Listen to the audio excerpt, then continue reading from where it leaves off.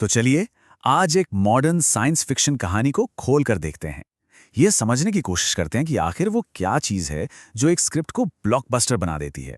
और इसके लिए हम केस स्टडी की तरह इस्तेमाल करेंगे तूफान द लास्ट इन्वेंशन की कहानी को।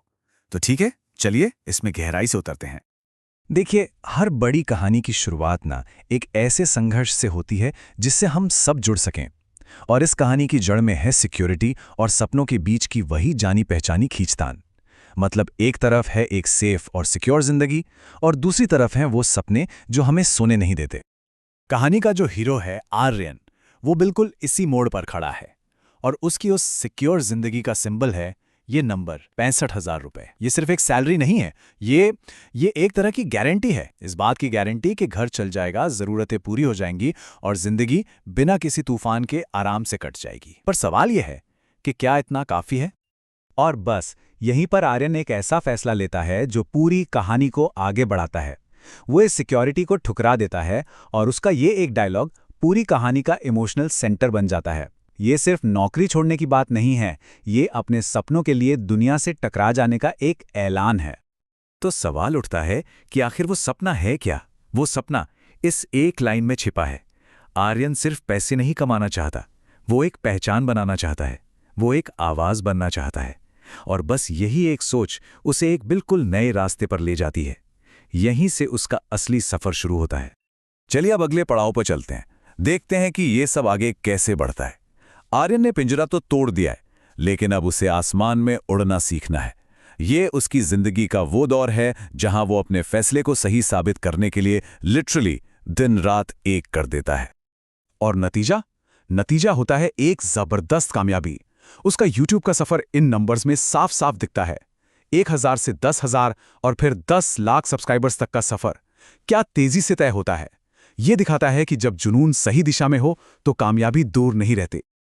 स्क्रिप्ट में आर्यन की ये वॉइस ओवर लाइन उसके इस बदलाव को बहुत ही खूबसूरती से सामने रखती है। ये सिर्फ फेम की बात नहीं है, ये उस पहचान के बारे में है जिसे पाने के लिए उसने अपना सब कुछ दांव पर लगा दिया था। लेकिन कहानी यहां खत्म नहीं होती, बल्कि यहां से एक नया मोड़ लेती है।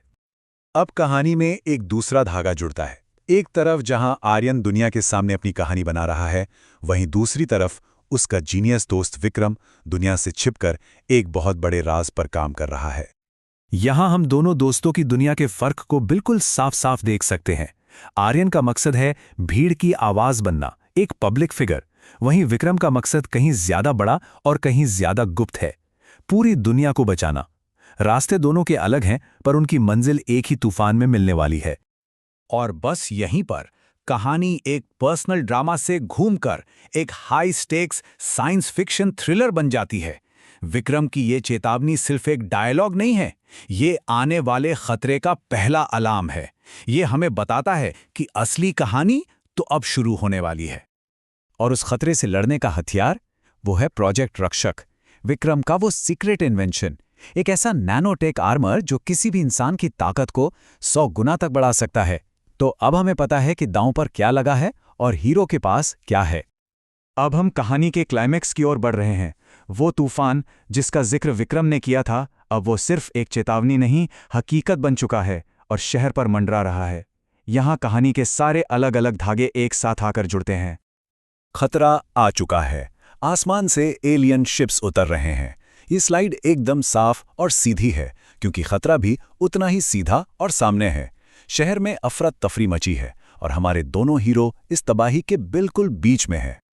ये है कहानी का सबसे बड़ा टर्निंग पॉइंट। विक्रम, जो अब तक सिर्फ एक आविष्कारक था, अब खुद अपने आविष्कार का हिस्सा बनने जा रहा है। ये लाइन उसके बलिदान को दिखाती है। बनाने वाला अब खुद अपनी ही बनाई हुई चीज बनने जा रहा है। और इस एक फैसले के बाद एक हीरो का जन्म होता है। एक जीनियस आविष्कारक अब सिर्फ विक्रम नहीं रहा, वो रक्षक बन चुका है।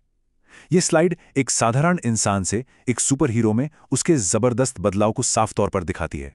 हीरो बनने के बाद उसका जो पहला ऐलान है, वो अपनी ताकत के बारे में नहीं, बल्कि दोस्ती के बारे में है। वो अपनी नई पहचान को सीधे सीधे आर्यन के भरोसे से जोड़ता है। ये लाइन हमें बताती है कि उसकी असली शक्ति टेक्नोलॉजी में नहीं, दोस्ती में है। लड़ाई खत्म हो गई है, लेकिन कहानी अभी बाकी है। अब हम कहानी के असली मैसेज की तरफ बढ़ते हैं। जो ये बताता है कि एक हीरो होने का असल मतलब क्या होता है। तो ये लड़ाई के बाद का मंजर है। तूफान गुजर चुका है, दुश्मन हार चुके हैं और शहर अब बिल्कुल महफूज है। लेकिन इन सब में सबसे जरूरी बात यह है कि दो दोस्त एक बार फिर साथ हैं। कहानी एक्शन से घूमकर वापस इमोशन पर आ जाती है। आर्यन, जो खुद एक कहानीकार है, उसे अपनी जिंदगी की सबसे बड़ी कहानी मिल जाती है। उसे ये एहसास होता है कि हीरो कोई फिक्शनल कैरेक्टर नहीं बल्कि उसका अपना दोस्त है। ये लाइन दोनों किरदारों के सफर को एक साथ लाकर कहानी को पूरा करती है। और आखिर में स्क्रिप्ट का जो कोर मैसेज है वो बिल्कुल साफ हो जाता है। नैनोटेक आर्मर या सुपरसोनिक स्पीड नहीं, बल्कि सच्ची दोस्ती ही सबसे बड़ी सुपर पावर है। यही इस पूरी कहानी का सार है। तो हम इस कहानी को इसी सवाल के साथ खत्म करते हैं। एक ब्लॉकबस्टर कहानी सिर्फ एक्शन और स्पेशल इफेक्ट्स के बारे में नहीं होती। वो किरदारों, उनके रिश्तों और एक ऐसे आइडिया के बारे में होती है जो लोगों के दिल में उतर जाए। तो सोचिए, एक हीरो को असल में क्या बनाता है, उसकी शक्ति या उसके रिश्ते?